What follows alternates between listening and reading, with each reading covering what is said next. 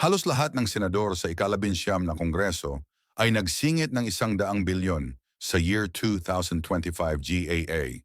Ito ang pinakahuling pagbubunyag ni Senator Ping Lacson. Sa Senado pa lang, umabot na sa 100 bilyon ang mga isinisingit.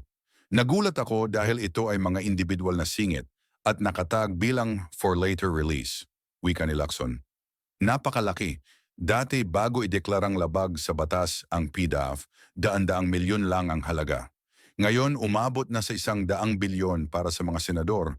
Hindi pa niya tinitingnan ang listahan mula sa Kamara, pero sinabi niyang mahaba ang listahan ng mga mambabatas na may ganitong insertions. Bagamat hindi iligal ang insertions, tanong ni Lacson kung tama ito.